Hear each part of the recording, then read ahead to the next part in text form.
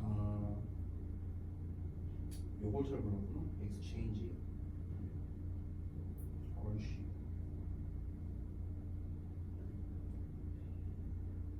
요런 단어가 어려울 수 있고, insult, 그다음에 embarrassed. 근데 뜻을 모르는데 어떻게 또 이게 맞췄네? 희한하네. 그다음에 발견했다도 뭐 틀린 건 아닌데, 발견했다 하면 조금 어색하니까 알게 됐다. 이거는 뭐 사실 비슷하다라고 볼 수 있겠다. harsh는 이제 거친, 가혹한 이런 뜻이고, embarrassed는 당혹스러운 이런 뜻이고요. insult는 이제 모욕 이런 뜻이에요. 이 물음표는 뭐예요? And then 하면은요, 우리가 보통 어떻게 쓰냐면 그러고 나서 그들은 주고받으면서 온라인 논쟁을 몇 시간 했다. 아, 이거는 좀 이제 해석이 좀 의역된 게 너무 많고요. 자, spend 시간 ing 하면은 이걸 하는데 시간을 보내다 이런 뜻이었어요. 그래서 그들은 온라인 상에서 논쟁을 벌이느라 몇 시간을 보냈다 이렇게 되는 거예요. 됐어요? 그러니까 시간을 보냈다라는 말로 끝나야 되는데 했다, 논쟁을 했다라는 말로 나오니까 그러니까 좀 어색하게 되는 거죠. 자, 잠깐만요. 그리고 back and forth는 이제 원래는 앞뒤로라는 뜻인데 이제 주고받으면서는 이거는 뭐 문제 없어요.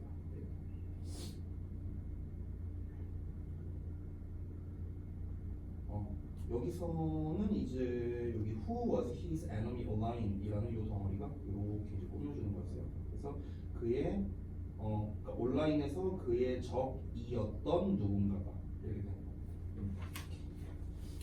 잘 봤습니다. 자, 그러면은 메일 테스트는 지금 짧게 피드백을 했으니까 그러면 우리 오늘 어법 수업을 좀 바로 가보도록 할게요. 그 문법 교재 꺼내주시면 됩니다.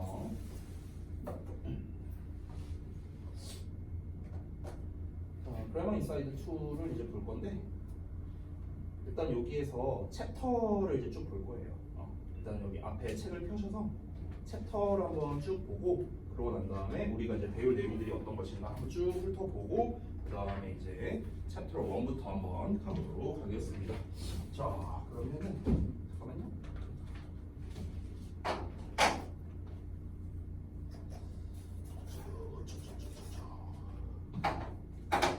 자, 이 챕터를 보면은 이제 처음에 Grammar Basics 해갖고 이제 6페이지에 이렇게 나와 있네요. 요 Grammar Basics에 나와 있는 게 이제 우리가 이제 지난 시간에 배웠던 품사, 성분, 형식이나 구와 절에 관련된 내용이 있잖아요. 그 내용이 아마 나올 거예요. 그리고 Chapter 1에 여러 가지 동사, 그 다음에 시제, 조동사, 부정사, 동명사, 분사, 그 다음에 넘어가서 수동태, 대명사, 비교, 접속사, 관계사, 가정법, 일치화원법 이렇게 구성이 되어 있습니다. 총 13개의 이제 챕터로 되어 있고 우리가 이제 진도를 나갈 때 하루에 한 챕터를 이제 다 나갈 수도 있는데요. 유닛 하나 정도만 나갈 수도 있어요. 이 난이도에 따라서. 그래서 그거는 제가 조절하면서 할 거고요. 항상 이제 선생님이 숙제를 내줄 때는요. 이제 문법 같은 경우는 우리 지난주에 열심히 백지 테스트 했었잖아요. 그렇죠? 그래서 문법은 언제나 백지 테스트가 함께 숙제로 나갈 거예요. 알겠죠? 오늘 필기한 내용. 그래서 필기 노트를 꼭 꺼내 주셔야 됩니다. 필기 노트에다가 이제 열심히 쓰셔야 되니까. 자, 그래서 만약에 필기 노트 거의 다 썼다면요. 데스크 가서 저희 실장님께 받으시면 돼요. 알겠죠? 필기 노트 달라고 하면 됩니다. 지금 많이 쓰지 않았나? 얼마 안 남지 않았어요? 아직은 좀 괜찮네요. 네. 아무튼 그래서 이제 필기를 이제 항상 이제 좀 잘 해주시면 되겠고요. 그리고 그 이제 책을 보면은 이제 지금 우리가 보고 있는 이 책이 본교재고요. 그리고 뒤에 보면 워크북이 있습니다. 여기 워크북 보이죠? 그래서 이 워크북은 이제 이렇게 문제풀이 부분이 있어서요. 항상 여기가 같이 숙제로 나간다라고 생각하면 돼요. 알겠죠? 자, 그러면은 이제 대략적으로 이제 한번 훑어봤으니까 어떤 것들이 있는지 Grammar Basics에 있는 거를 한번 그냥 쭉 읽어볼게요. 여기에 있는 것들은 다시 한번 말하지만 우리가 지난주까지 열심히 배웠던 이제 기본 내용들이니까 여기서는 따로 필기할 건 없고 그냥 한번 쭉 보면서 넘어갈게요. 자, 첫 번째는 문장의 성분. 우리 지난번에 다 배운 겁니다. 주어, 서술어, 목적어, 보어, 수식어 5개로 되어 있죠. 그래서 주어라는 거는 다시 한번 뭐라? 문장 맨 앞에 와서 있느니가로 이제 해석이 되고요. 주어 자리에는 명사나 대명사가 쓰인다라는 거. 이게 포인트입니다. 자, 그 다음에 동사 부분. 자, 동사를 보면요. 주어의 상태나 동작을 나타내는 말로 뭐뭐 하다라고 해석이 된다라는 거. 그 다음에 세 번째 목적어. 동사 다음에 오는 말로 우리말의 을을 여기서 하나 빠졌지만 뭐뭐에게 이렇게 해석되기도 합니다. 그래서 목적어 자리에도 역시나 명사나 대명사가 온다. 자, 보어는 여기 보충 설명이란 말이 써있지만 선생님이 뭐라고 했었죠? 보어는? 부가 아닌데요? 이거 에센셜 그래머 다시 해야 되는데 이러면은 부가적인 말로 부가적인 말은 수식어고요. 보어가 보어가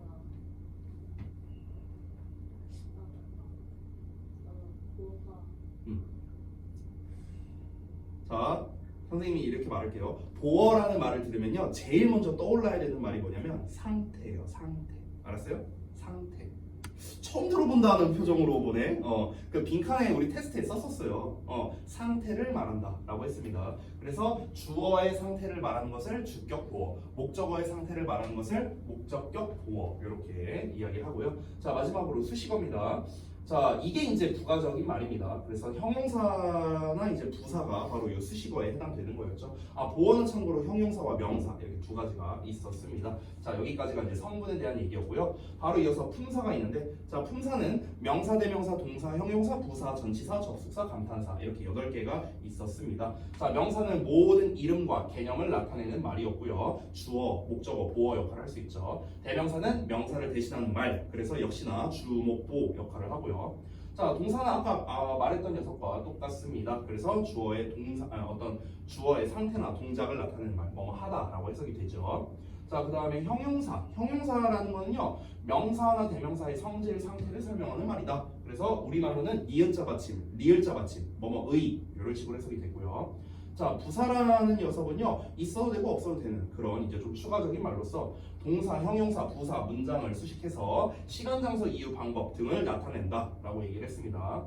전치사는 이제 명사와 함께 결합돼서 구를 만든다 이런 얘기를 했었고요. 형용사 구나 부사 구를 만들었고, 접속사는 일단 기본적으로 연결해주는 역할, 단어와 단어, 구와 구, 절과 절을 연결하면서 동시에 주어 동사와 결합돼서 절을 만드는 역할을 한다 이런 얘기를 했습니다. 감탄사는 생략했고요. 자, 그 다음에 이제 구와 절에 대한 이야기. 자, 요거는 이제 이것도 우리가 지난번에 했었는데요. 구라는 녀석은요, 단어 2개 이상이 결합된 형태인데, 근데 주어 동사가 없는 녀석. 이거를 우리가 왜요? 선생님 부사가 있어도 없어도 부사가 부가적. 네네네. 근데 수식어가 결국에는 수식어가 될 수 있는 게 부사랑 형용사잖아요.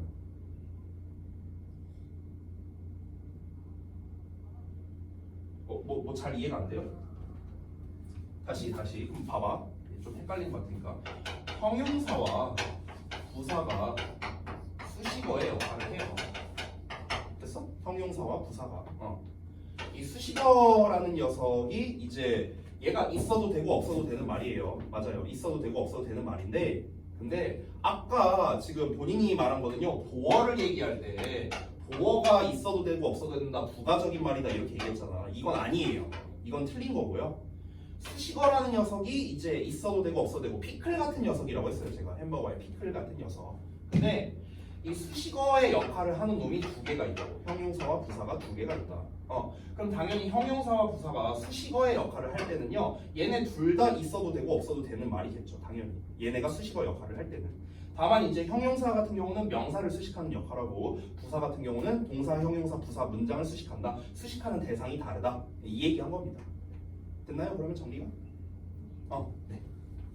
자, 다시 돌아가서, 자, 그래서 구라는 녀석은요, 다시 한번 말할게요. 주어 동사가 없는 단어 2개 이상의 덩어리, 이걸 이제 구라고 이제 불렀죠. 그 다음에 절이란 녀석이 있는데, 절을 다시 한번 말하지만 주어 동사가 있는 덩어리, 이렇게 종류가 있겠습니다.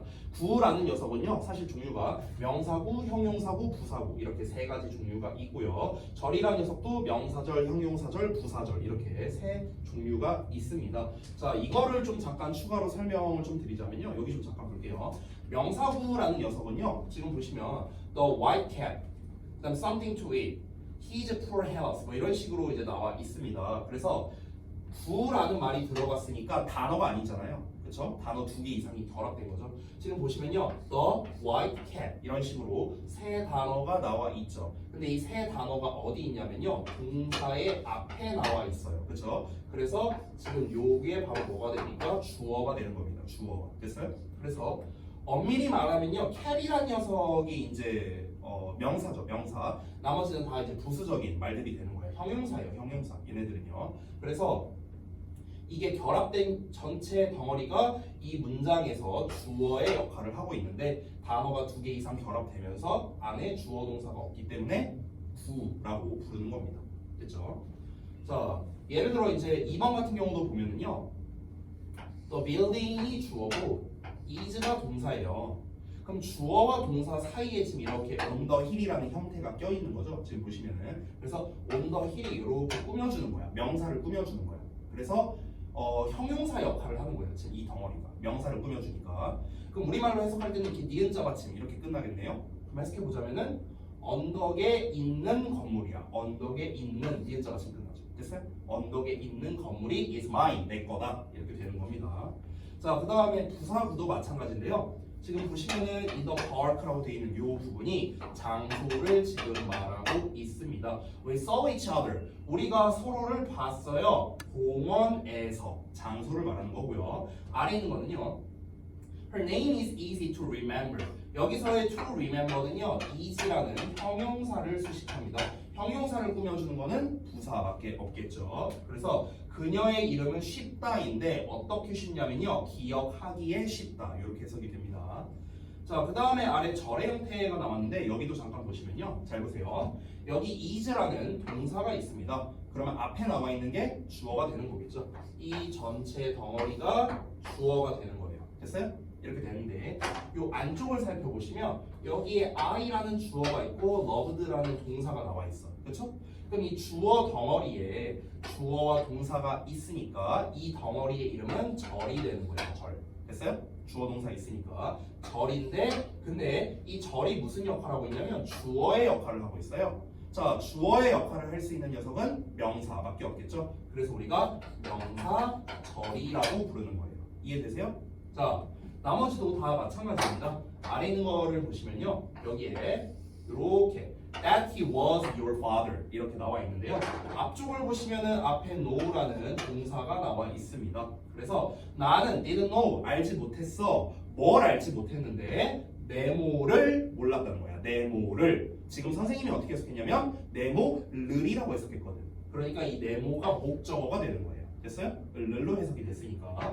근데 안쪽을 살펴보시면 또 he라는 주어와 was라는 동사가 이렇게 나와 있거든요. 그렇죠? 그럼 주어와 동사가 있는 덩어리니까 역시나 이름이 절이 되는 건데, 이 절이 목적어의 역할을 하고 있으니까 마찬가지로 명사 절이 되는 거예요. 이해되세요? 뭔 말인지? 자, 아래 또 다른 걸 볼게요. 형용사 절이라고 나온 것 좀 볼게요. 지금 여기에 which my grandmother told me 이렇게 나와 있는데 이 덩어리가 앞에 있는 the story라는 지금 명사를 꾸며주고 있어요. 그럼 명사 꾸며주니까 형용사가 되는 거야. 그러면은 형용사니까 다시 한번 니은자 받침 해석이 돼야 돼. 됐어? 그리고 안쪽을 살펴보면은 my grandmother라는 주어가 나와 있고 told라는 동사가 나와 있어요. 역시나 주어 동사가 있으니까 이 덩어리 이름은 절이 되는 거야. 절. 됐어? 그런데 명사를 꾸며주는 녀석이니까 형용사 절이 되는 거고요. 되니? 그래서 해석이 어떻게 되냐면 it was a story. 그것은 이야기였어. 근데 무슨 이야기냐? 과로하는 이야기였다는 거예요. 과로하는 이렇게 니은자 받침 끝나죠. 우리 할머니가 나에게 말해줬던 이야기였어. 말해줬던 이렇게 니은자 받침 끝나는 거. 되니? 자, 마지막으로 부사. 자, 여기서 before you leave the room 이렇게 나왔는데 보시면요 똑같습니다. 주어 나오고 동사 나왔기 때문에 덩어리 이름이 절인데요. 너가 방을 나가기 전에라고 나왔습니다. 그럼 이거는 시간을 나타내고 있네요. 시간, 그렇죠? 방을 나가기 전에니까 시간을 나타내는 거다 부사다라고 얘기를 했습니다. 그래서 부사절 이렇게 얘기를 하는 거예요. 되셨나요? 자, 이거는 우리가 지금 당장 완벽하게 이해하기에는 조금 어려울 수 있어요. 그래서 우리가 하나씩 배워가면서 한번 제대로 배워보도록 하겠습니다. 자, 그러면은 우리 본격적으로 Chapter 1에 있는 내용부터 한번 볼게요. 자, Chapter 1이 여러 가지 동사 이렇게 되어 있거든요. 그래서 선생님도 똑같이 한번 필기를 해볼게요. Chapter 1 여러 가지 동사 이렇게 제목을 좀 쓰고요. 유닛 1을 보면은 감각동사와 수여동사 이렇게 제목이 나와 있고요. 유닛 2를 보면은 목적격 보어를 가지는 동사 이렇게 나와 있습니다. 그래서 이것들을 하나씩 한번 살펴보도록 하겠습니다.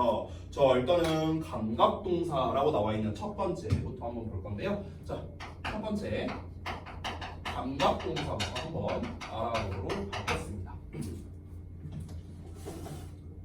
자, 감각동사가 이제 뭐냐? 감각동사는요, 일단은 이 형식에서 쓰이는 동사의 한 종류입니다. 그래서 일단 하나씩 좀 보자면요. 첫 번째 이 개념부터 볼게요. 개념. 그러니까 감각동사가 뭐냐라는 녀석. 자, 이 형식 구조에서 쓰이는 동사 중 하나입니다. 한 종류죠, 정확히는. 그러면 쌤이 지금 여기서 이 형식 구조라고 했으니까 어떤 형태냐면 주어, 동사, 보어 요 구조예요. 요 구조. 여기에서 요 자리에 오는 거예요. 요 동사 자리에. 됐나요? 우리는 언제나 영어 배울 때 뭐가 중요합니까? 자리가 중요하잖아요. 그렇죠? 그래서 일단 자리를 먼저 짚고 시작을 한 겁니다. 자, 이 형식 구조에서 쓰이는 동사 중 한 종류인데 근데 이름을 보면은요. 감각이라는 말이 있어요. 감각. 그렇죠? 그럼 이 감각이라는 게 뭐냐면요. 어떤 느낌을 말하는 겁니다. 느낌. 사람의 오감입니다. 됐어요? 그래서 사람의 오감을 표현하는 말입니다. 사람의 오감을 표현하는 겁니다. 오감이라는 거는 보고, 듣고, 느끼고, 맛보고, 냄새 맡고 이런 걸 말하는 거죠. 오감을 표현해서 그래서 개인적인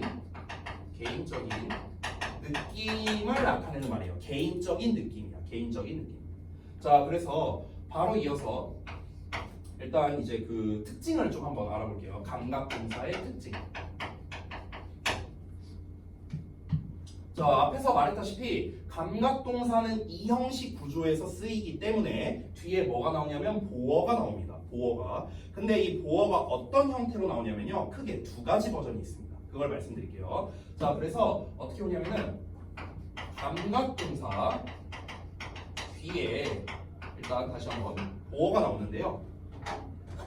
이 보어라는 녀석이 나올 수 있는 버전이 두 가지가 있습니다. 이렇게 두 가지 버전이 있는데 첫 번째는요. 형용사가 나옵니다. 형용사. 그냥 형용사 보어. 자, 우리 한번 또 복습해 볼까? 보어 자리에 올 수 있는 애가 뭐랑 뭐였죠? 형용사랑 품사 중에서 품사.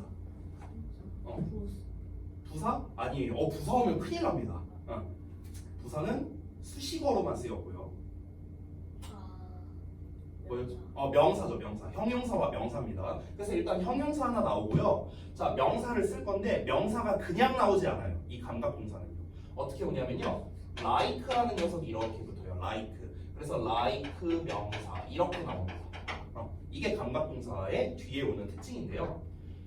자, 그러면은 이제 여기서 중요한 게 해석이 좀 중요하겠죠? 해석을 하는 법을 알려드릴게요. 자, 이 형용사 같은 경우는 어떻게 해석하면 되냐면요. 뭐뭐 하게라고 해석하면 돼요. 뭐뭐 하게. 또는 기억하실런지 모르겠는데 아까도 말했던 건데 보어 나오면 내가 뭐 생각하라 했죠? 보어라는 말 듣자마자 뭐부터 생각해라?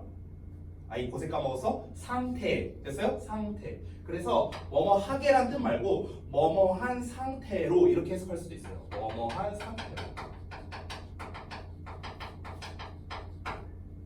이렇게도 해석할 수 있고요. 자, 그 다음에 like의 명사 나오면요. 여기서의 like는 좋아하다가 아니에요. 왜냐면 앞에 동사가 있는데 동사를 또 쓰면 안 되잖아요. 그렇죠? 그래서 여기서의 like는요. 우리가 일명 전치사라고 부르는 동으로서 뭐뭐처럼이라고 해석합니다. 뭐뭐처럼 또는 뭐뭐 같은, 뭐뭐 같이 뭐 이렇게 해석하면 돼요. 됐어요? 자, 이게 이제 특징이 되겠고요. 자, 그럼 이제 세 번째 종류를 좀 한번 알아볼게요. 종류. 자, 종류는 제가 여기다가 쓰겠습니다. 한번 종류와 해석까지 좀 같이 알아볼게요. 제가 지난번에 이제 수업 시간에도 잠깐 얘기했던 건데 우리가 이런 문법을 배울 때 뭘 알아야 되냐면 품사, 자리, 형태, 해석을 알아야 된다고 했어요. 기억나요? 품사, 자리, 형태, 해석. 자, 우리는 지금 일단 품사와 자리는 알고 시작했습니다. 뭡니까? 품사는 동사예요. 이름에 써있죠. 그럼 자리는 당연히 동사 자리에 써야겠죠. 주어 뒤에다가. 자, 그 다음에 형태와 해석. 자, 형태라기보다는요. 여기서는 종류와 해석을 보는 게 좀 더 정확하겠죠. 사람의 오감을 나타내는 거니까 보다, 듣다, 느끼다, 맛보고, 냄새 맡고. 됐어요? 이런 표현들이 오겠습니다. 자, 그래서 일단 첫 번째 음이 있고요. 자, 그 다음에 이제 사운드. 자, 그 다음에 feel, 그 다음에 taste, 마지막으로 smell이 있습니다. 이렇게 5종류가 있습니다. 이게 바로 사람의 오감을 나타내는 것이죠. 자, 근데 여기에서 해석을 잘해야 돼요. 뭐냐면요, 우리가 흔히 look이 뭐냐라고 물어보면요, 대부분 학생들이 보다라고 해석해요. 근데 look은 보다가 아니에요. 보다가 아닙니다. 보다는요, 우리가 참고로 see라든가 watch라든가 이런 표현을 씁니다. 이게 보다예요. 보다. 됐어? look은 보다가 아니야. look은 보다가 아니라 보이다라는 뜻이에요. 보이다. 됐어요? 그래서 look은요, 보이다. 자, 우리가 사운드도 어떻게 해석합니까? 그냥 소리 이렇게만 알고 있어요. 소리가 아니고요. 동사잖아요. 동사. 동사는 전부 다 다자로 끝나야겠죠? 그럼 여기서도 들리다라고 해석합니다. 들리다. 그러니까 이 감각동사라는 건요, 아까 쌤이 뭐라고 했냐면 포인트가 뭐냐면 개인적 느낌이에요. 이게 되게 중요한 말이거든. 개인적인 느낌. 그러니까 내가 느끼는 거야. 뭔가를 보는 게 아니고 그렇게 보이네 라고 내가 느끼는 거예요. 느끼는 거예요. 됐어요? 그럼 feel이라는 거는 말 그대로 느껴지다라는 뜻입니다. 뭐뭐하기 느끼다야, 느끼다. taste는요, 맛이 어떠어떠하다 이런 겁니다. 맛이 어떠어떠하다. 뭐뭐하다. smell도 마찬가지입니다. 냄새가 뭐뭐하다. 됐죠? 자, 그래서 이제 감각동사에서 이제 포인트는 뭐냐면요. 다시 한번 말하지만 개인적 느낌이라는 거야. 예를 들어서 병주랑 쌤이랑 막 길을 걸어가고 있었어. 근데 저 앞에 뭐라고 할까? 되게 예쁜 여자가 이렇게 막 걸어오고 있어. 예를 들어서. 그럼 이제 선생님이 병주한테 얘기를 합니다. 병주야, 저 앞에 있는 여자 되게 예뻐 보인다. 예뻐 보인다. 됐어? 그럼 예뻐 보인다라고 하냐? look pretty야, look pretty. 예뻐 보인다. 근데 옆에서 병주가 보더니 좀 별론데요? 이렇게 얘기를 했어. 그러면 어떻습니까? 저 사람이 어때 보이는지에 대해서는 개인적인 느낌인 거죠. 선생님은 예뻐 보였지만 병주는 예뻐 보이지 않았습니다. 이건 뭐예요? 개인의 느낌이잖아. 개인의 취향이라는 거예요. 됐습니까? 그래서 이 감각동사의 포인트는 뭐냐면요, 어떤 객관적인 사실이 아니고요, 주관적인 느낌이라는 거예요. 주관적인 느낌. 됐어? 예를 들어서 누가 막 재미난 얘기를 해. 그러면 야, 그거 되게 재밌을 것 같다. 재밌어 보인다. 그럼 재밌어 보인다라고 말했죠. Look interesting.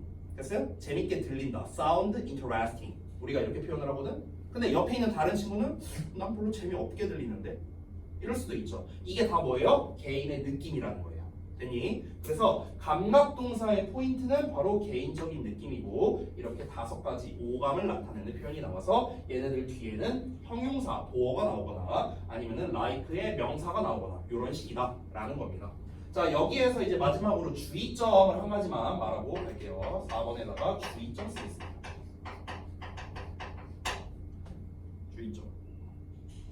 자, 주의점은 뭐냐면요, 방금 말했다시피 감각동사는 이형식 구조에서 쓰이는 동사인데요, 이 형식 구조란 다시 한번 뭐라? 뒤에 보어가 나온다 했습니다. 보어가. 그렇기 때문에 요 보어 자리에는 형용사와 명사만 쓸 수 있잖아. 그래서 가장 중요한 게 뭐냐면 감각동사 뒤에 절대로 부사를 쓰면 안 된다는 거예요.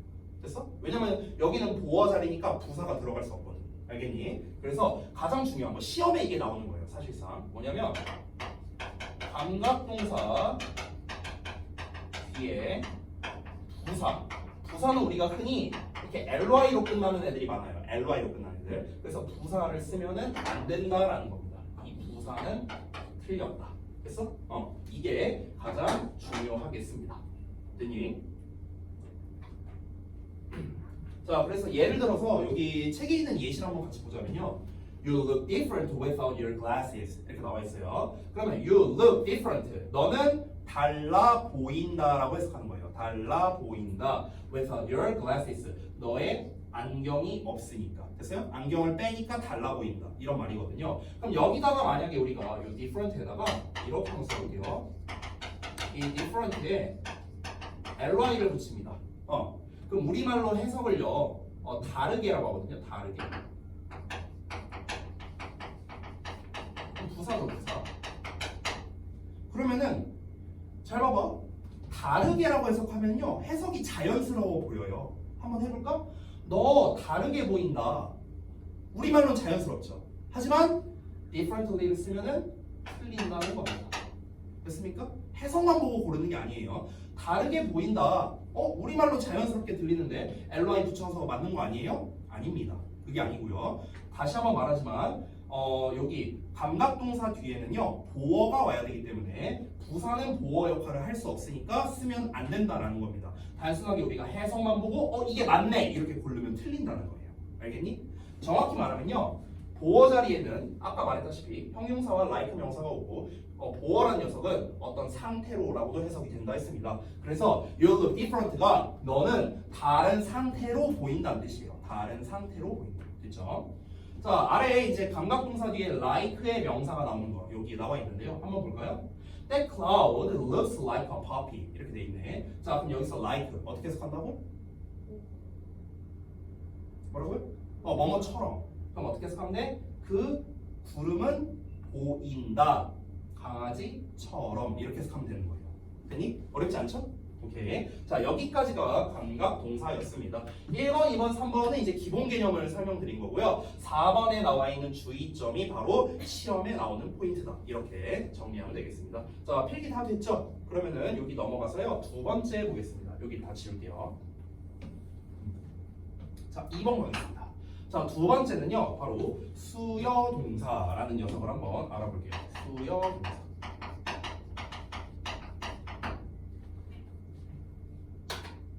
자, 이것도 바로 개념부터 가겠습니다. 개념.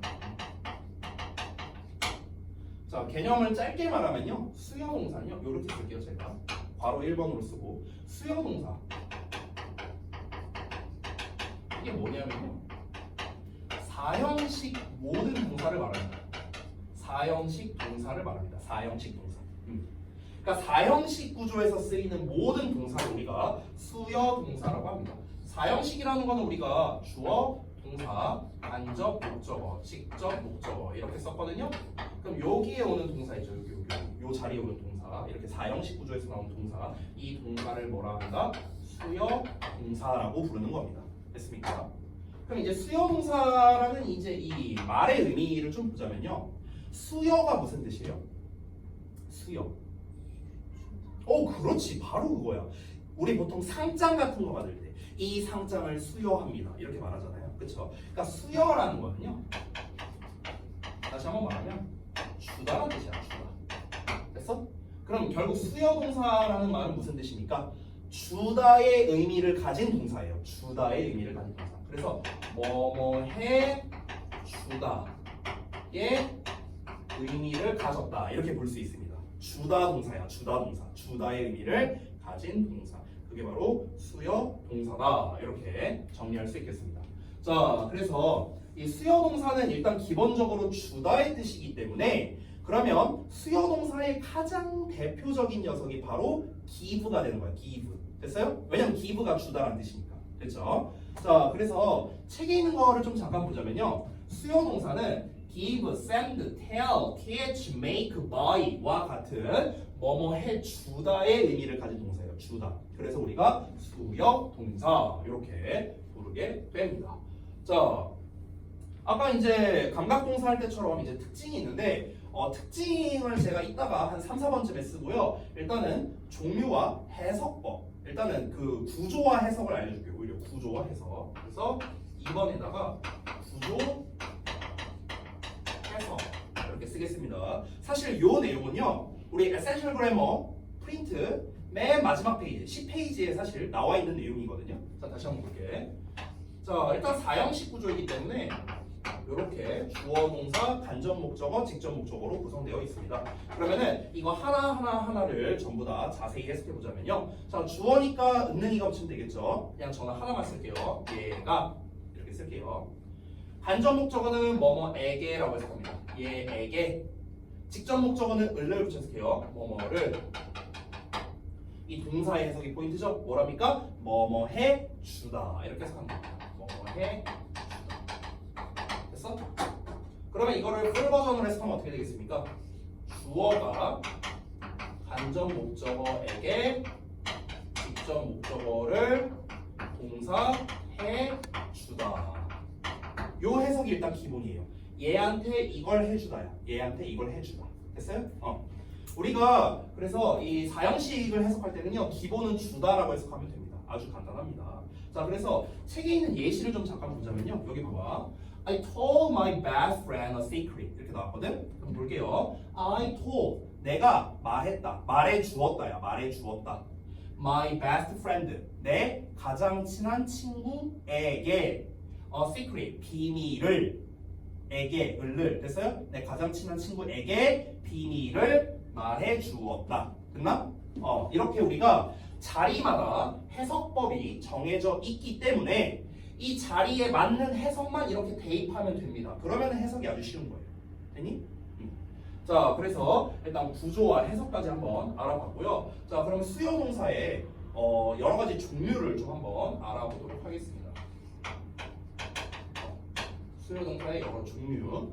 자, 종류는 저기 책에 이제 여러 가지가 나와 있는데요. 제가 이 종류와 이렇게 할게요. 특징이라고 쓰겠습니다. 종류와 잠깐만요. 종류와 특징. 아니다. 그냥 일단 종류만 쓸게요. 죄송해요. 종류만 쓸게. 자, 종류를 쓰면서 해석까지 같이 써볼게요. 자, 책에 있는 거 한번 그대로 써볼까요? 일단 give가 있습니다. give는 당연히 주다라고 해석하겠죠. send는 원래 보내다라는 뜻이거든. 근데 4형식에서 쓰이면 보내주다가 되는 거예요. 됐죠? 자, 그 다음에 tell은 원래 말하다인데 우리 4형식에서 쓰면 말해주다가 되겠고요. 자, 그 다음에 teach가 있습니다. teach는 원래 가르치다잖아. 근데 4형식에서 쓰이면 가르쳐주다가 됩니다. 가르쳐주다. 자, 그 다음에 make가 있습니다. 자, make는 만들다잖아요. 그래서 만들어주다라고 해석하는 거예요. 만들어주다. 전부 다 주다 붙이고 있죠. 만들어주다. 자, 그 다음에 buy가 나왔는데 buy는 원래 사다라는 뜻이잖아. 그럼 어떻게 해석될까? 사주다. 그렇지. 사주다. 이렇게 되고요. 자, 그 다음에 여기까지는 책에 있는 거고 책에 없는 단어 하나만 좀 추가해 볼게요. ask라는 단어가 있어요.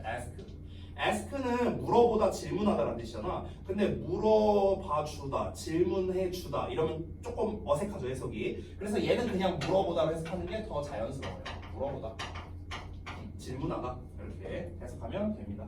자, 등등등 굉장히 많은 종류가 있겠습니다. 자, 여기까지가 이제 수요 동사의 간단한 종류들을 한번 알아봤고요. 자, 그 다음에 이 수요 동사의 특징을 한번 좀 보도록 하겠습니다. 여기 좀 지울게요. 자, 4번. 자, 수요 동사의 특징. 이 수요 동사의 특징이 이제 뭐냐면요. 바로 책에 나와 있는 요 내용입니다. 여기 이렇게 길게 나와 있죠. 요 부분인데요. 책에 있는 내용을 한번 읽어볼까요, 먼저? 자, 수요 동사 간접 목적어, 직접 목적어는 수요동사, 직접 목적어, to, for로그 간접 목적어 형태로 바꿔 쓸 수 있다. 이렇게 나와 있습니다. 자, 이게 무슨 말이냐면요. 제가 이렇게 말할게요. 4형식 있죠. 4형식 구조. 이 4형식 구조를요. 3형식 구조로 바꿀 수 있다라는 말이에요. 4형식을 3형식으로 바꿔 쓸 수 있어요. 자, 어떻게 바꾸는지 보여드리겠습니다. 잘 보세요. 자, 4형식 구조를 쌤이 먼저 써보자면은 주어, 동사, 간접 목적어, 직접 목적어 이렇게 생겼죠. 이게 4형식입니다. 4형식. 자, 근데 요 녀석을요 우리가 3형식 구조로 바꿀 거예요. 아직 여기는 아직 쓰지 말아봐요. 아직 쓰지 말아봐. 내가 지울 거니까. 잘 봐봐. 3형식은 이렇게 생겼어. 맞지? 이게 3형식이잖아. 그럼 여기에서 여기로 바꾸려면 어떻게 해야 될까? 목적어를 하나 지우면 되지 않을까? 맞죠? 아니에요? 맞죠? 자, 여기서 해석을 잘 봐야 되는데 얘는 뭐뭐에게라고 해석하고 얘는 을을 붙여 해석해요. 그렇죠? 근데 이 목적어, 이 3형식에서 나오는 목적어는 일반적으로는 을을 붙여 해석하거든. 됐어? 그럼 우리가 둘 중에 어떤 애를 지으면 3형식이 될까요? 간접 목적어. 얘를 지으면 3형식이 되죠. 그렇죠? 근데 잘 봐봐. 선생님이 지난번에 우리 에센셜 그래머 할 때 배웠는데요. 이 문장의 5가지 형식을요. 우리가 막 마음대로 지우거나 자리를 바꾸거나 이러면 안 돼요. 이러면 오류가 생깁니다. 됐어요? 그래서 어떻게 바꾸는지 그 과정을 잘 보세요. 어떻게 하냐면요. 잘 봐요. 얘네 둘이 자리를 바꿔요. 일단 자리를 바꿔. 그러면 직접 목적어, 간접 목적어 이렇게 되겠죠. 자리가 바뀌었어. 근데 그냥 이 상태로 냅두면 안 되겠죠. 왜? 틀립니다. 자리를 이렇게 마음대로 바꿔버리면요. 해석이 이상해져요. 그렇죠? 그렇기 때문에 영어는 자리가 중요하니까. 그래서 일단 바꿔놓은 다음에 그 다음에 뭐라는 거냐면 얘와 얘 사이에다가 전치사를 하나 추가해 주는 겁니다. 전치사, 그러니까 이렇게 지금 자리 바뀌었고요. 요 사이에 전치사를 뭘 쓰냐면요. to나 for나 of 이 셋 중에 하나를 쓰는 거예요. to 또는 for 또는 of. 그러면 어떤 형태가 되는지 잘 보세요. 잘 봐. 얘는 전치사야. 뒤에 나오는 목적어 역할하는 품사는 뭐죠?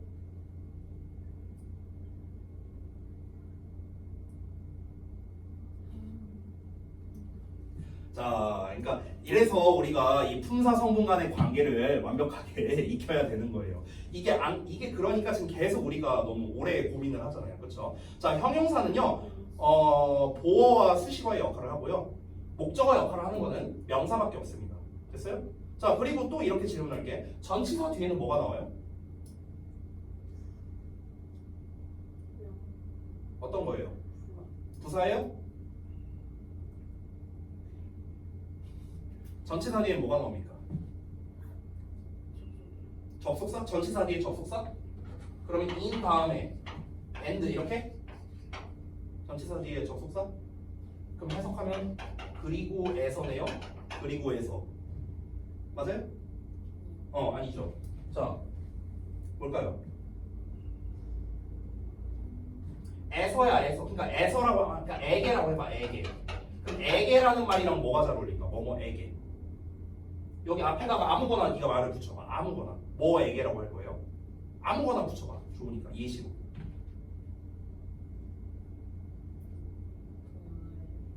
뭐라고 잘 못 들었어요. 동물에게? 그럼 동물이라고 해야 되네. 동물. 그렇죠? 동물은 품사가 뭘까? 명사. 됐어요?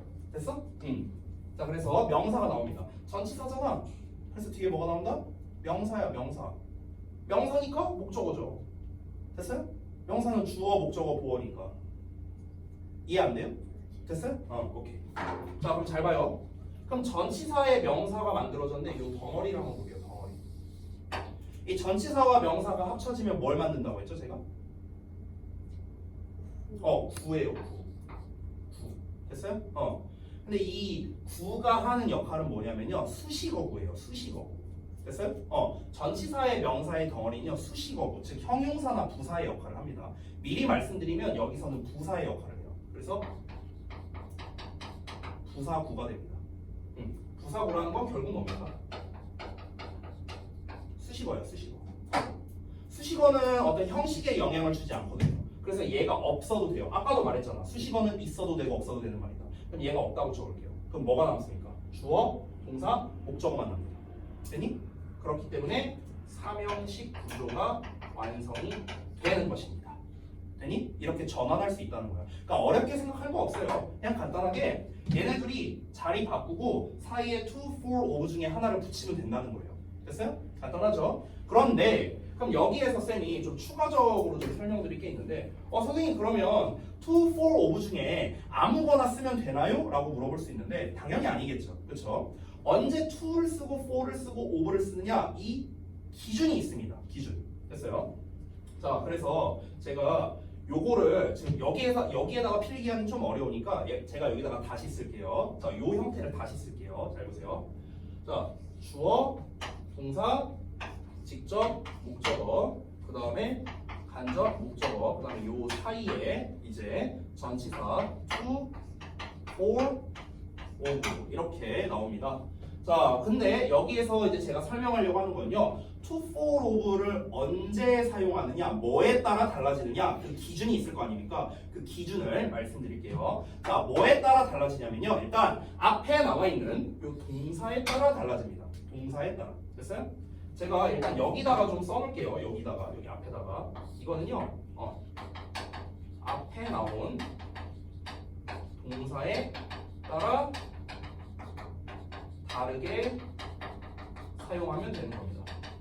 앞에 나온 동사에 따라 다르게 사용하는 거야. 요 놈이 뭐냐에 따라서 to를 쓸 수도 있고 for를 쓸 수도 있고 of를 쓸 수도 있다는 거야. 자 그러면은 어떤 동사가 나왔을 때 to를 쓰고 어떤 동사가 나왔을 때 for를 쓰고 어떤 동사가 나왔을 때 of를 쓰는가 이거를 한번 살펴보겠습니다. 그 내용이 지금 여기 책에 있는 거예요. 이렇게 이런 동사들이 나오면은 to, 이런 동사가 나오면 for, 이런 동사가 나오면 of 이렇게 쓰는 건데요. 자, 일단은 제가 한번 똑같이 써볼게요. 많이 안 쓰고 한 두세 개만 쓰겠습니다. 자, 앞에 있는 동사가 어떤 녀석일 때 기본적으로 give나 send, 그 다음에 teach입니다. 얘네들은 to를 쓰고요. 그 다음에 make나 buy 또는 cook 이런 단어들이 있어요. 이런 단어는 for를 쓰고요. 그 다음에 ask는 of를 씁니다. 자, 이렇게 되는데요.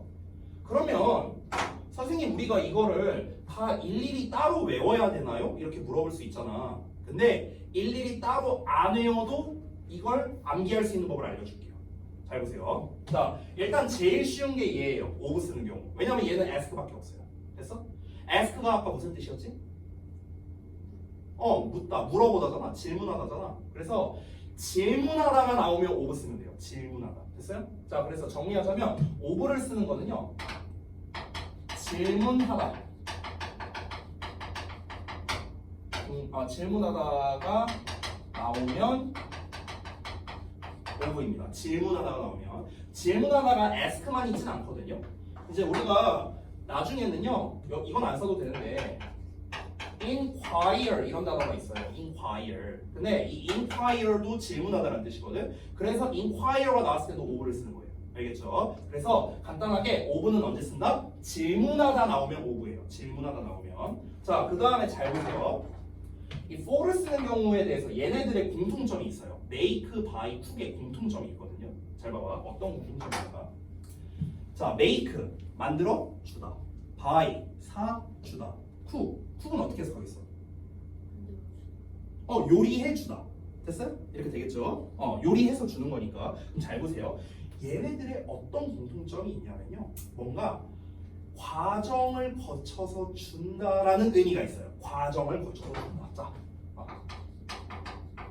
과정을 거쳐서 뭔가 전달하는 거예요. 전달. 하면 for를 쓰는 거예요. 과정을 거쳐 전달한대요. 선생님, 과정을 거쳐 전달한다는 게 무슨 말이에요? 예를 들어볼게요. 만들어준다를 하려면요. 만들고 나서 줘야 돼요. 맞죠? 만들고 나서 줘야 되고요. buy, 사주려면요. 사고 나서 줘야 됩니다. 그렇죠? 그러니까 산다는 과정을 거치고 주는 거예요. 만든다는 과정을 거치고 주는 거고요. 요리도 마찬가지죠. 요리하는 과정을 거쳐서 주는 거거든요. 됐어요? 그래서 과정을 거쳐서 전달해 주는 것. 이게 바로 for를 쓰는 겁니다. 됐니? 자, 그리고 이 두 개를 제외한 나머지 됐어요? 얘네를 제외한 나머지는 to를 쓴다라고 생각하면 돼요. 됐어요? 나머지는 to를 쓰는데 이 to는요 주로 어떠냐면요 뭔가 과정을 거쳐주는 게 아니라 바로 줄 때는 보통 to를 써요. 바로 줄 때. 됐어요? 주로 바로 전달할 때입니다. 바로 전달할 때. 자, 예를 들어볼까요? give, 주다야. 그냥 바로 주는 거죠. 그렇죠? 바로 주다. send, 보내주다. 보내주다가 과정을 거칠까요? 보내서 주다예요? 아니죠. 그냥 보내주다. teach, 가르쳐주다. 가르쳐서 주다? 아니죠. 가르쳐주다. 됐어? 바로, 다이렉트로 주는 겁니다. 바로 전달하는 거야. 바로 전달하는 거. 이러면 to예요. 됐어요? 바로 전달하면 to. 뭔가 과정을 거치면 for가 되는 겁니다. 됐어요? 이런 걸 랜드 같은 경우도 마찬가지야. 랜드가 빌려주다거든. 그럼 빌려서 주다가 아니에요. 바로 빌려주는 거죠. 됐어요? 예를 들어서 뭐 show야, 보여주다야. 보여서 주다 이게 아니죠. 보여주다. 됐어? 바로 주는 겁니다. 바로 주는 거. 되니? 그래서 바로 전달하면은 to, 과정을 거쳐서 전달하면 for, 질문하다면 of 이렇게 쓴다라고 생각하면 됩니다. 되니? 자, 그럼 우리 한번 이 예문을 보면서 연습 한번 해볼게요. 자, 보겠습니다. Has sent me a text message last night. 이렇게 나와 있어요. 자, 그럼 우리 한번 분석을 해볼까? 항상 우리가 이렇게 문장이 나오면요, 뭘 먼저 찾냐면 동사를 먼저 찾으세요. 동사는 sent죠. 그렇죠? 그럼 동사의 앞에 있는 게 주어가 되고 동사의 뒤에 나오는 me가 간접 목적어입니다. 텍스트 메시지가 직접 목적어 이렇게 되는 거예요. 그리고 last night은 어젯밤이니까 시간 나타내네요. 그래서 얘가 부사가 됩니다. 그렇죠? 자, 그럼 이거에 맞춰서 해석해 볼까요? 한번 해볼래? 어떻게 해석하면 될까? 테드는 어젯밤에 그 문자 메시지를 하나 빠졌는데? 나에게 그렇지, 얘가 빠졌잖아. 됐어요? 테드는 어젯밤에 나에게 문자 메시지를 보냈다. 그렇죠? 이렇게 됩니다. 자, 그럼 이거를 이제 삼형식으로 전환할 거예요. 어떻게? 얘네 둘의 자리를 바꿉니다. 그럼 얘가 앞으로 가겠죠. 여기 sent 뒤로 와야겠죠. 그렇죠? 그래서 text message 이게 뒤로 왔고요. 그다음에 me가 뒤로 갔습니다. 그렇죠? 그 사이에 이제 뭘 쓴 겁니까? to라는 녀석을 쓴 겁니다. 왜 to를 썼습니까? 보내서 주다가 아니라 그냥 보내주다. 됐어? 그렇기 때문에 바로 주는 거기 때문에 to를 썼습니다. 됐죠? 자, 아래 것도 해볼게요. My friend. made 동사 먼저 찾아야죠. made 동사. 그럼 앞에 있는 my friend가 주어겠죠. me가 간접 목적어. cake가 직접 목적어입니다. on my birthday는 시간을 말하는 거죠. 날짜를 말하는 거니까 역시나 부사입니다. 부사 구죠 정확히는. 자, 그럼 한번 해석해 볼까요, 얘도? 내 친구는 내 생일에 나에게 케이크를 만들어줘. 오케이. 완벽했습니다. perfect. 자, 그럼 잘 봐요. 여기서도 간접 목적어와 직접 목적어를 자리를 바꿀게요. 그러면 cake가 앞으로 갔고요. 그 다음에 me가 뒤로 왔습니다. 됐죠? 자, 근데 make는요, 만들어서 주는 겁니다. 과정을 거쳐서 주죠? 그렇기 때문에 이 사이에다가 for 이렇게 써준 거예요. 됐나요?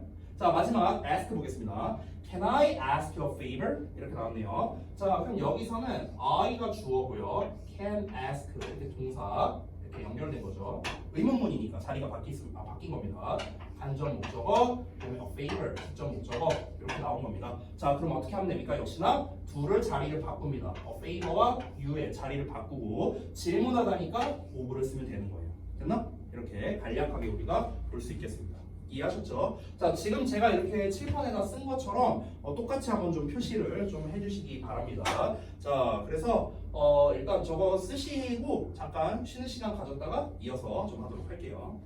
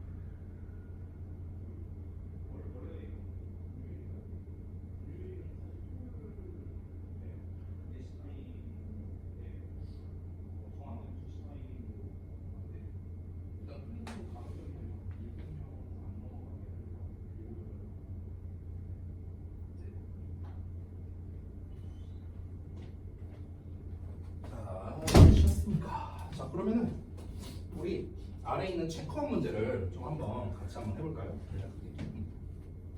여기 한번 해보고 그 다음 유닛 2로 넘어갈게요. 자 보겠습니다. 자 빈칸에 알맞은 말을 골라라. 1번 The singer's voice sounds blah blah 이렇게 나와 있네요. 자 여기 sound라는 말이 나왔어. 무슨 동사입니까? 네? 아니 무슨 동사냐고 물어봐야 되죠. 감각 동사. 해석을 어떻게 하죠? 사운드를?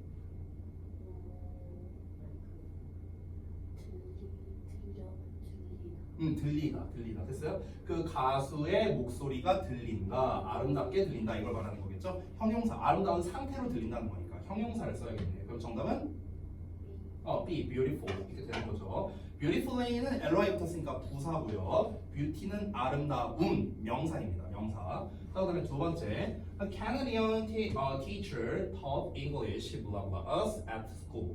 자, 여기서는 taught라고 나와 있고요. 그 다음에 지금 이제 4형식 구조인데 4형식을 3형식으로 전환한 구조입니다. to, for, of 중에 하나를 써야겠죠. 자, teach는 가르쳐 주다라는 뜻이고 가르쳐서 주다가 아니라 바로 가르쳐 주는 겁니다. 바로 전달하는 거죠. 그럼 뭘 써야 됩니까? 그렇죠. to를 쓰는 겁니다. 됐죠? 자, 넘어갈게요. 여기 문제는 이제 숙제로 나갈 거니까 숙제로 해오시면 되겠고요. 자, 넘어가서 유닛 2를 보겠습니다. 자, 여기 좀 지울게요. 다 지울게. 자, 이번에는 세 번째 보겠습니다.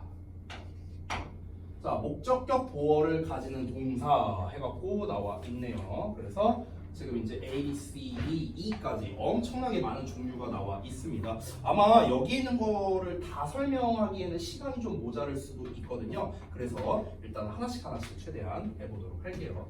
자, 일단은 제목을 제가 오형식 동사라고 쓰겠습니다. 오형식 동사. 자, 이 녀석은요, 이제 제가 그 하나씩 좀 나눠갖고 좀 설명을 드리겠습니다. 일단 기본적인 구조를 좀 먼저 말씀드리면요, 주어, 동사, 목적어, 목적격, 보어거든요. 이게 오형식 구조죠. 그러면 이제 이 오형식 구조에서 이 동사 자리, 이 동사 자리에 따라서 이 동사가 뭐냐에 따라서 뒤에 나오는 목적격 보어가 달라집니다. 자, 그래서 그 얘기를 좀 쓰자면, 자, 이 동사에 따라 요 목적격 보어죠. 목적격 보어의 종류가 달라진다라는 거. 됐어? 그러니까 동사를 뭘 쓰냐에 따라서 목적격 보어에 뭐가 오냐가 달라지는 거예요. 자, 이게 일단은 첫 번째 설명드린 거고요. 그다음에 두 번째 이어서 설명드릴게요. 두 번째는요, 이 오형식 구조에 대한 좀 이해가 필요해서요. 잠깐 오형식 구조의 이해를 좀 알아보도록 하겠습니다. 오형식 구조의 이해. 제목을 이렇게 쓸게요. 자, 일단 이 오형식 구조를 쌤이 다시 써볼게요. 이렇게 주어, 동사, 목적어, 목적격. 자, 다시 썼는데요. 이 오형식 구조에서 정말 중요한 게 뭐냐면 당연히 이 목적격 보어입니다. 얘가 이제 엄청 중요한데요. 잘 들으세요. 제가 앞으로 아까 보어하면 뭘 떠올리라고 했죠, 제가? 지금 벌써 세 번째 물어보는 건데. 보어하면 수식이요. 수식 전혀 아니죠, 수식은. 보어하면 상태라고 했어요. 상태. 알겠죠? 그건 보어 자리에 뭐가 오냐를 제가 물어본 거였고요. 보어가 뭐냐라고 물어보면 상태를 나타내는 말이다.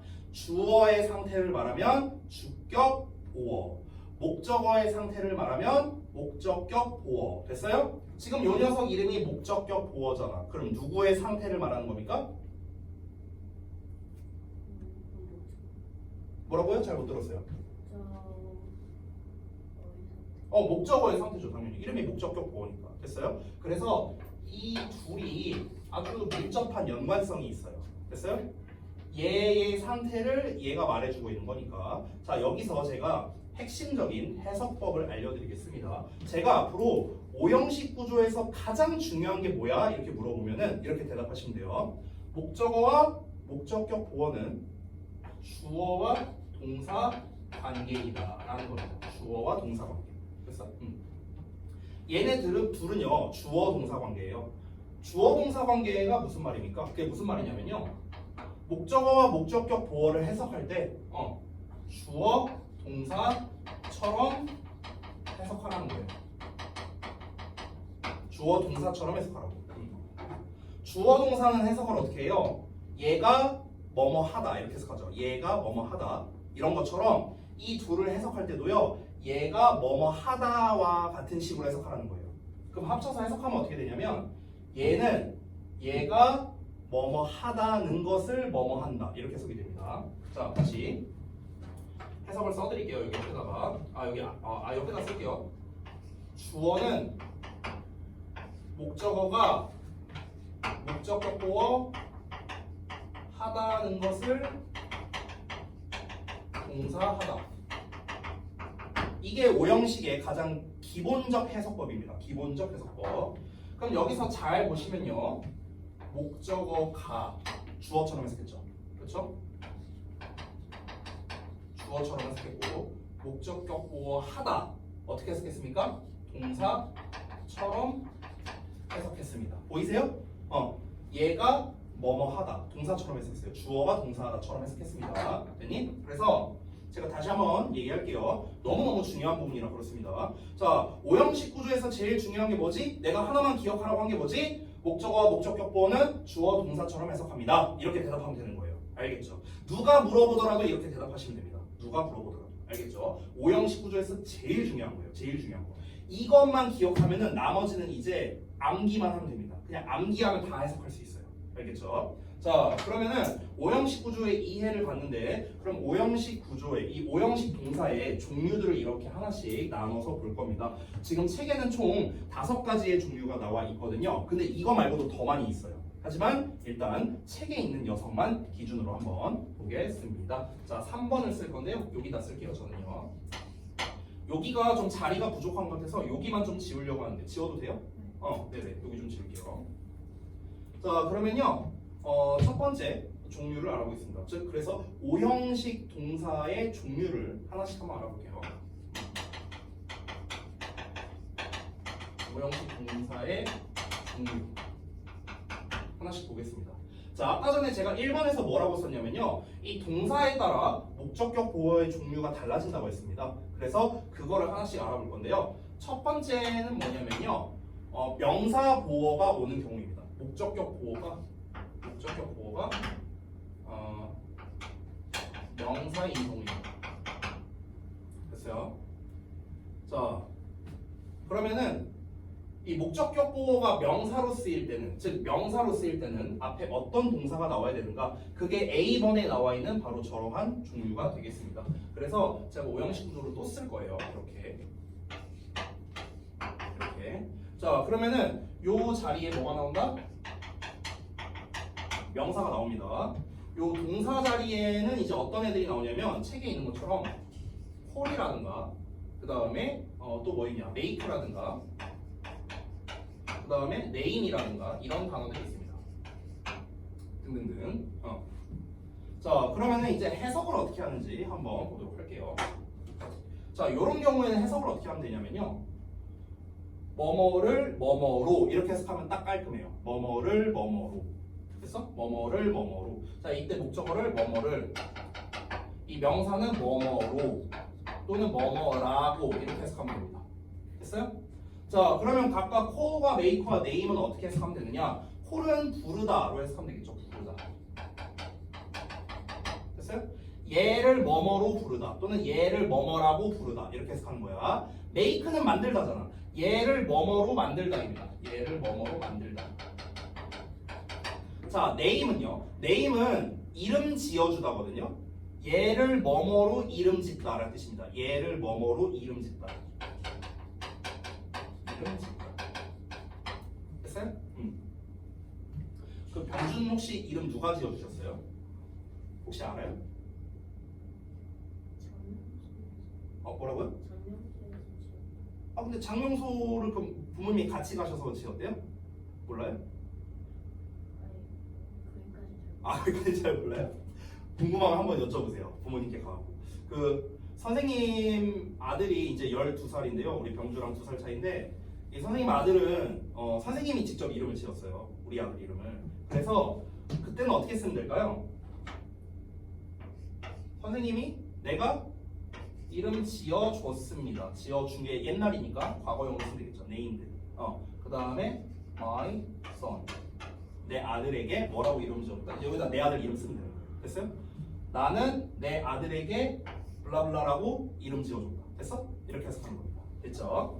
자, 이게 첫 번째입니다. 명사가 오는 경우 한번 알아봤습니다. 자, 그 다음에 바로 이어서 두 번째로 할게요. 여기 좀 지우고요. 자, 바로 2번입니다. 요번에는요, 목적격 보어가 형용사인 경우입니다. 자, 보어 자리에는 형용사와 명사가 올 수 있으니까 지금 두 개 쓴 거예요. 자, 형용사가 오는 경우. 자, 얘도 똑같이 가볼게요. 주어 쓰고, 동사 쓰고, 목적어 쓰고, 목적격 보어 쓰고.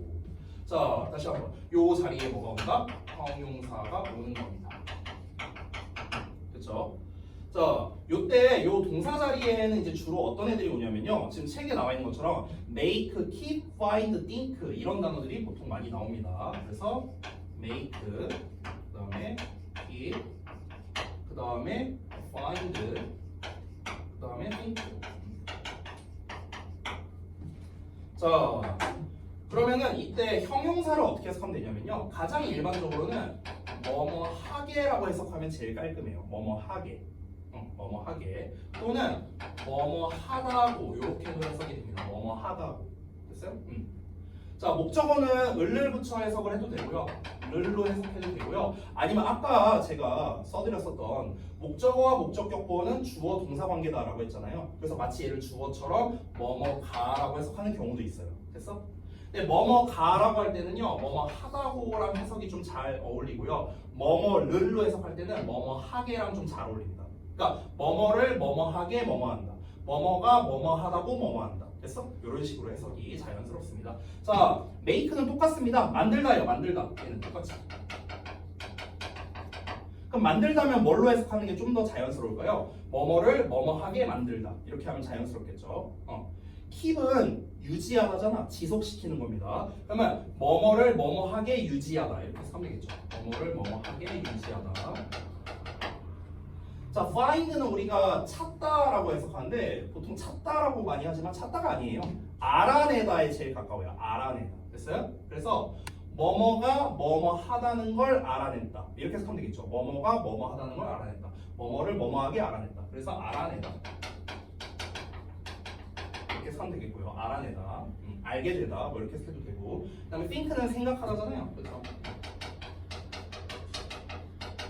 생각하다 어떻게? 뭐뭐가 뭐뭐 하다고 생각한다. 이렇게 하면 되겠죠. 뭐뭐가 뭐뭐 하다고 생각한다. 뭐뭐를 뭐뭐하게 생각한다. 뭐 이렇게 해도 됩니다. 됐죠? 더 자연스러운 걸 골라서 해석하면 되는 거예요. 됐니? 자, 그러면은 지금 우리가 가장 기본이 되는 명사와 형용사가 오는 두 가지 경우를 봤는데요. 한번 책에 나와 있는 예문을 좀 보도록 하겠습니다. 보실까요? 자, 언제나 동사를 먼저 찾고 시작하라 했습니다. 그래서 made에다가 체크를 했고요. 앞에 나와 있는 the song이 주어가 됩니다. 자, 그럼 뒤에 나와 있는 힘이 목적어고요.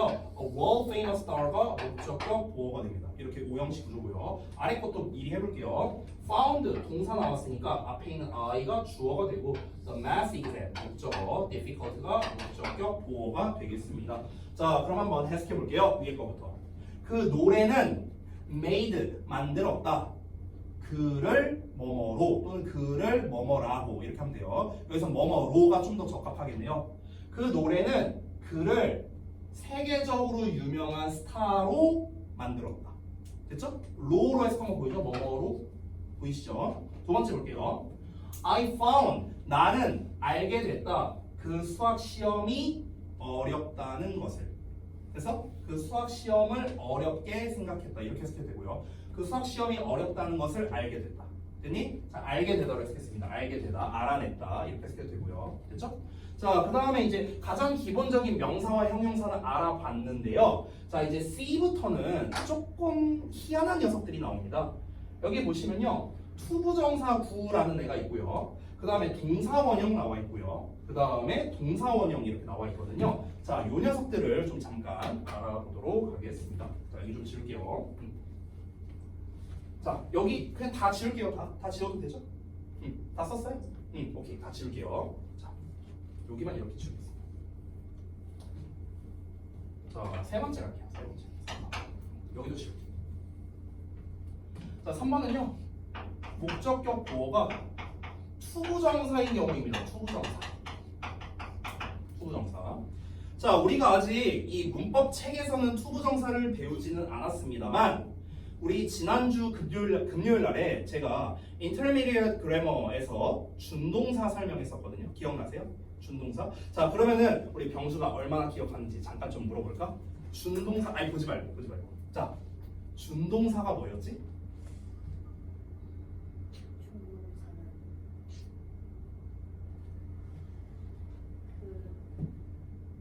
그 동사인데 동사가 아닌 동사처럼 비슷한 그런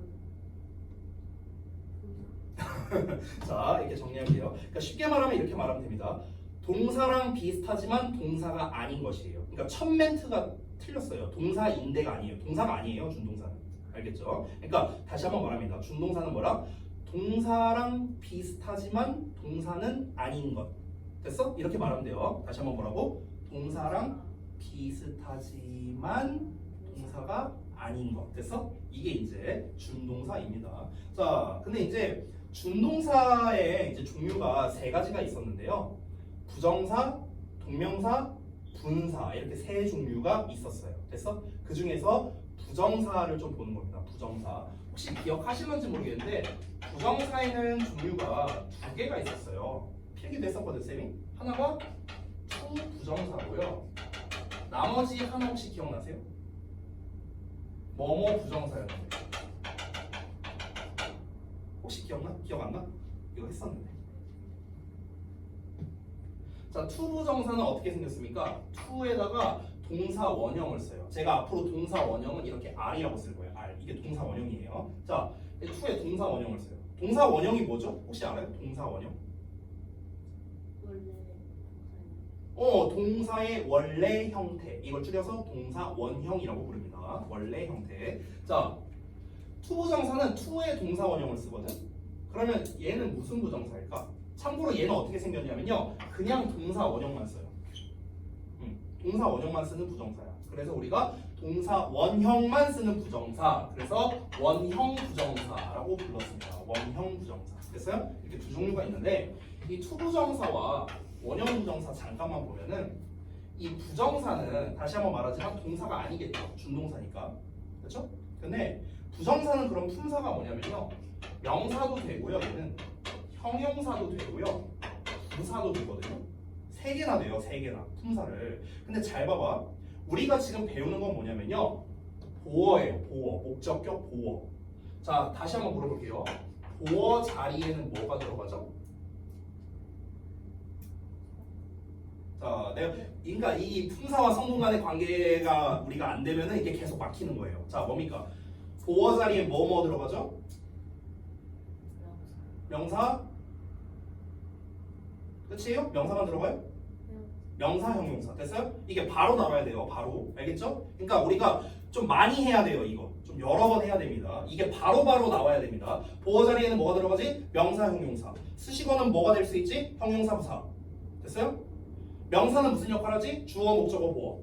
형용사는 무슨 역할을 하지? 보어, 수식어. 이게 바로 나와야 돼요. 바로. 알겠죠? 많이 우리가 복습을 해야 됩니다. 다시 볼게요. 자, 보어 자리에는 명사랑 형용사가 나오네.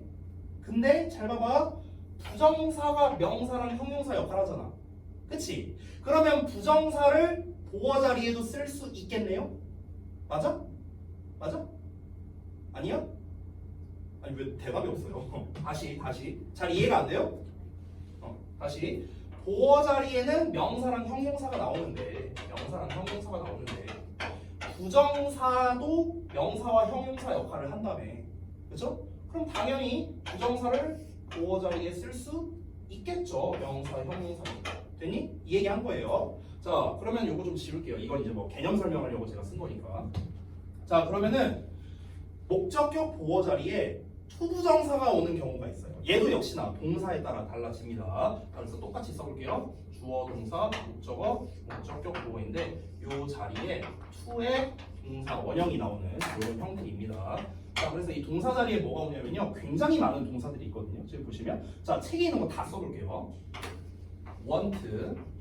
자, 그 다음에 또 뭐 나오냐. ask. 그 다음에 expect. 또 뭐예요? tell. 그 다음에 advise. 자리가 없겠는데? 그 다음에 allow.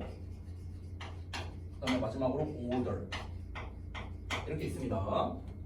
자, 얘네들 뒤에는요 전부 다 목적격 보호 자리에 to 부정사가 옵니다. 자, 그러면은 해석을 어떻게 하면 될까요? 일단 해석을 제가 말로 먼저 한번 해볼게요. 자, 다시 한번 말합니다만 목적어와 목적격 보호는 무슨 관계? 질문 못 들었어요? 다시 할게요. 목적어와 목적격 보호는 무슨 관계? 제일 중요한 거라고 했어 내가. 제일 중요한 거. 다 까먹어도 이건 까먹으면 안 돼요.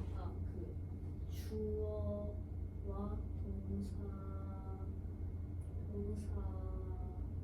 아니 왜 답을 다 말해놓고 왜? 주어와 동사 관계. 주어 동사 관계야. 주어 동사 관계. 주어 동사 관계가 뭐라고요? 주어 동사처럼 해석해라. 이 뜻이라고. 그랬죠? 자, 그러면은 쌤이 해석을 일단 말로 한번 먼저 해줄게요. 잠깐만. 아직 쓰지 말아봐. 아직 쓰지 말아봐. 이따 저 쓸 시간 줄게요. 잘 봐. 얘가 주어처럼 해석했죠? 얘가 뭐뭐 하는 것을 원하다. 얘가 뭐뭐 하는 것. 얘가 뭐뭐 하다. 동사처럼 해석했죠? 여기서 ask는 물어보다가 아니에요. 아까랑 달라요. 물어보다가 아니라 이때는 부탁하다라는 뜻이야. 부탁하다, 요청하다 이런 뜻이에요. 얘한테 뭐뭐 해달라고 요청하다. 됐어? 그러니까 좀 자연스럽게 해석하려고 바꾼 거예요. 얘한테 해달라고.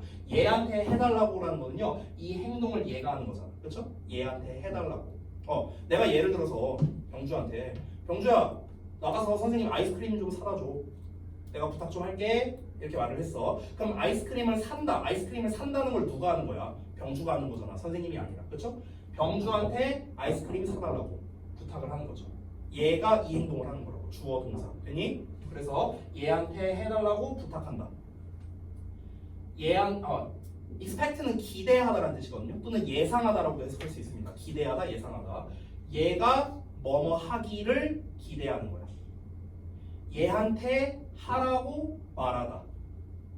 얘한테 하라고 advise, 조언하다.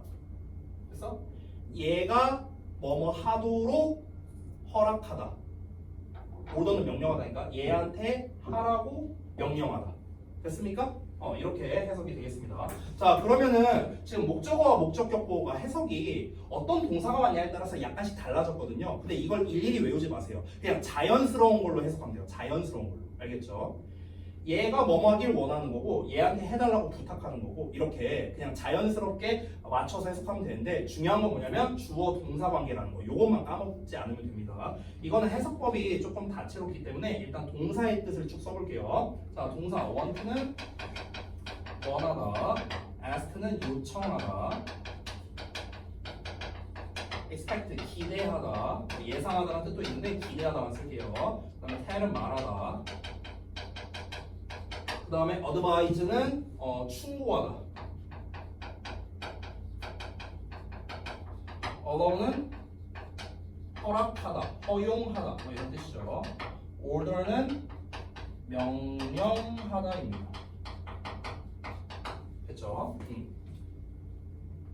자, 그러면은 이제 얘네가 이제 각각 해석할 때 어떻게 됩니까? 이거를 각각 나눠서 제가 해석을 써드릴게요. 그래도 헷갈릴 수 있으니까 얘가 뭐뭐 하기를, 얘가 뭐뭐 하기를 원하다.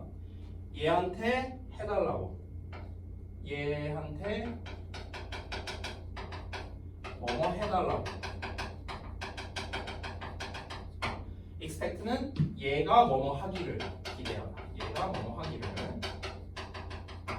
tell은 얘한테 하라고 말하다야. 얘한테 하라고 말하다.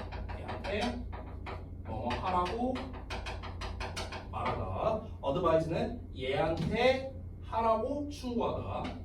뭐뭐한테 뭐뭐 하라고. 똑같죠?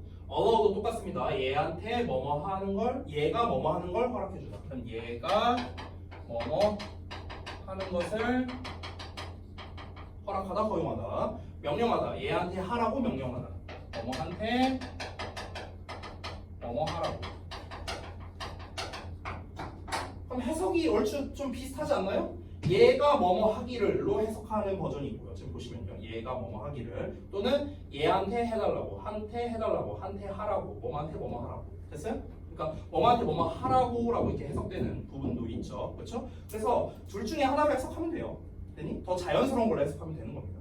됐죠? 자, 여기까지가 오형식 동사의 이제 목적격 보호 자리에 명사 오는 거, 형용사 오는 거, 투부정사 오는 거 이렇게 세 가지를 알아봤습니다. 자, 그 다음에 이제 D와 E에 사역동사와 지각동사가 있는데 이거는 설명이 조금 길어요.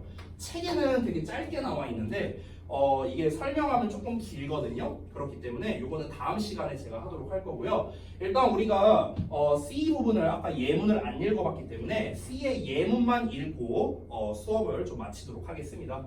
자, 예문을 보자면 언제나 선생님이 동사를 먼저 찾으라고 했어요. 그래서 여기다 동사를 표시하고 그 다음에 앞에 있는 my uncle이 주어가 됩니다. 그 다음에 me가 목적어고요. 뒤에 투부정사가 나왔죠. 그래서 이 투부정사 전체가 목적격 보어가 되는 겁니다. 이렇게 생긴 거예요. 자, 그러면 해석을 해보겠습니다. advise 나왔거든? 그럼 advise가 여기 있어요. 얘한테 뭐뭐 하라고 충고하다. 이렇게 해석하면 됩니다. 해볼게요. 내 삼촌이 나한테 하라고 충고했다. 됐어? 우리 삼촌이 나한테 이거 하라고 충고했다. 됐죠? 나한테 뭐 하라고? To read a lot of books. 많은 책을 읽으라고. 됐어요? 이 책을 읽는 게 누가 읽는 거야? 삼촌이 읽는 거야? 내가 읽는 거야? 내가 읽는 거죠. 내가 읽는다. 주어 동사처럼 해석되죠. 됐어요? 그래서 목적어, 목적격보 이렇게 관계가 되는 겁니다. 되셨나요? 오케이, 좋습니다. 자, 그러면은 여기까지 해서 마치도록 하고요. 과제는 제가 오늘 크게 두 가지로 드릴 겁니다. 첫 번째는 당연히 오늘 했던 백지 테스트 요거를 드릴 거고요. 횟수는 3회 정도는 해야 될 것 같습니다. 백지 테스트 3회. 그리고 문제풀이는 많이 안 줄 겁니다. 문제풀이는요, 지금 사역동사랑 지각동사를 안 했기 때문에 이 부분은 우리가 아직 문제를 풀 수 없거든요. 그래서 문제는요, 여기 13페이지, 여기까지 본교재 기준으로 한 페이지밖에 안 돼요. 여기까지 풀면 되겠고요. 그 다음에 워크북이 있습니다. 잠깐만요. 워크북은 요 문장의 성분 품사는 우리가 에센셜 그래머에서 배운 거니까 얘까지 포함해서요. 잠깐만요. 감각동사와 수용동사 있고. 여기는 아니죠. 목적표. 여기까지네요. 7페이지까지 푸시면 됩니다. 됐죠? 제가 페이지 또 정리해서 카톡과 문자로 또 보내드릴 거니까 그렇게 잘 해오시면 되겠습니다. 네, 오늘 여기까지 하고 마칠게요. 수고하셨습니다.